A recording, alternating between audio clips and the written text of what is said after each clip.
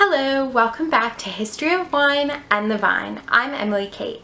So this week we're going to be discussing operating costs and labor throughout the history of wine. So first off, it's very important to kind of understand the evolution of the circumstances that surround production of wine. So originally we kind of had this subsistence farming, and which was kind of where everybody would have a few vines on their property. You wouldn't necessarily specialize as a vintner, but you would be able to create enough wine for you and your family to be provided for from vintage time to vintage time, and you wouldn't necessarily be trading.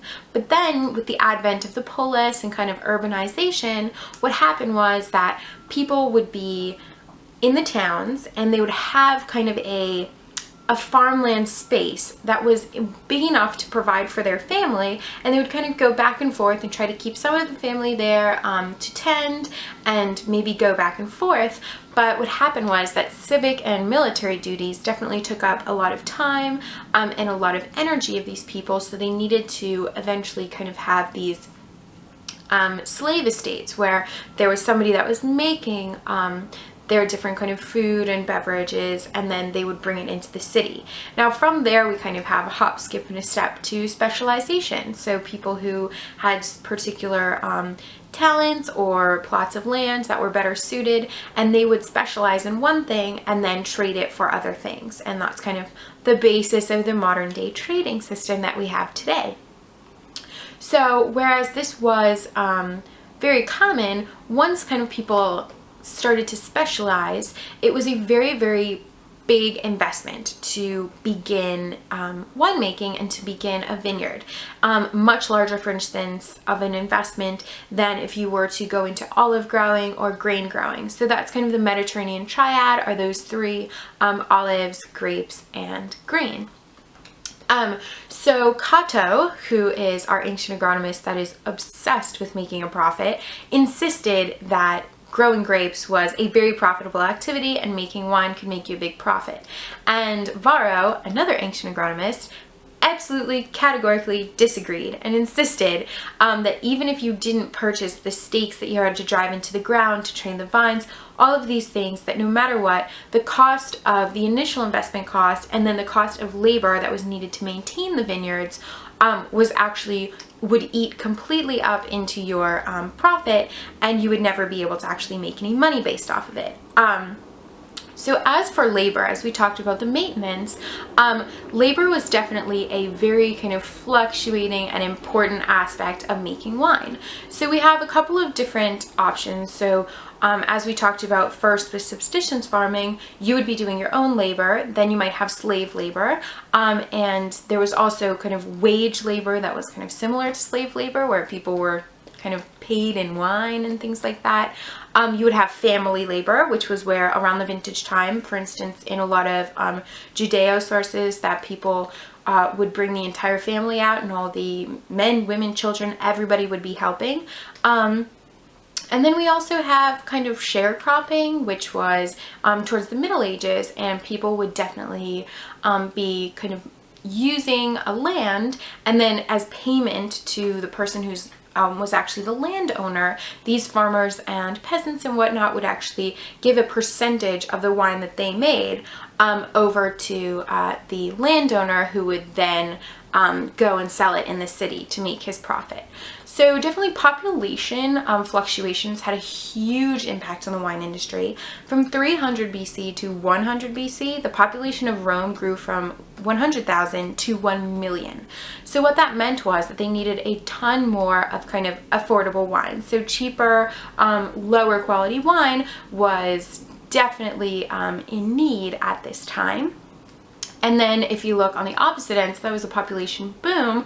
Then when the population was being decimated in 1348 by a plague, a very interesting thing happened in the industry, which was that obviously the laborers were obviously ravaged by the plague, and so they didn't have as many people on hand, and thus they needed to take out wherever Pinot Noir was kind of planted. They would uproot that and then put in Gamay, because Gamay, actually the Gamay vine has about 3 to 4 times more yield than Pinot Noir, and they needed a lot of wine.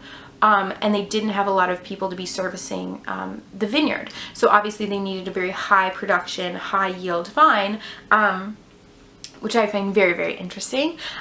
So obviously you have these kind of these type of labor, but then you also have kind of the slave trade and the relationship between the slave trade, slave labor, and wine. So this is a very, very symbiotic relationship between Italy and Gaul. So Italy would trade 1 amphora of wine to Gaul for 1 slave.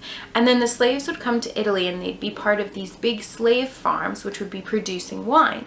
Then they would take the wine from there and trade it 1 amphora for 1 slave, and then there would be even more slaves. Now, this kind of went on for a very long time, and there was a lot of production at this time, obviously, because of kind of the amount of slaves and these big farming conglomerates of slaves in antiquity. And this definitely was also self-propagating, because then you would feed the slaves with the wine, get more slaves, then the slaves would make more wine. As you can see, it's definitely a cycle that kind of replicated itself over and over again. So we know about kind of labor, aging, shipment, labor, land, and vines, all these different kind of more obvious things, but a lot of things that people might not think about. For instance, in antiquity, they didn't necessarily have all of this space in order to mature the wine right in the kind of the ancient wineries. So what they would do is, towards the end of the 1st century AD, they started creating what's called cellae vinariae, essentially just huge warehouses that were right by ports. And these ports, so the vintner would bring his latest vintage to this kind of aging factory, and put it there, and then at cost to him, he would age it there and then sell it at a greater profit later, without having to kind of take up space within his own winery in order to do that. So we also have kind of even less obvious costs, such as feeding the slaves and feeding your workers and housing your workers took a lot of actually farmland. So if you were going to kind of run a vineyard, you also needed some farmland in order to kind of keep everybody going. You needed forests for the wood that you would use. You needed to kind of maintain an iron supply if you wanted to have your tools that you needed. So kind of everything that we think of today that we might purchase today, they needed to definitely keep up and maintain on their own. You needed pruning, kind of the tools for pruning hooks, like we talked about iron. You needed the grain and wood supply, you needed forest, you needed farmland, you needed all kinds of different supplies, which were very, very hard to come by. And so you needed to maintain them yourself.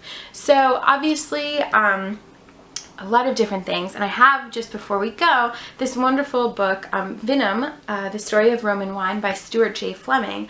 And he's definitely put together the best kind of graph that we can look at. So I have it right here, and I hope that it's in focus. I'm going to read you what these all mean.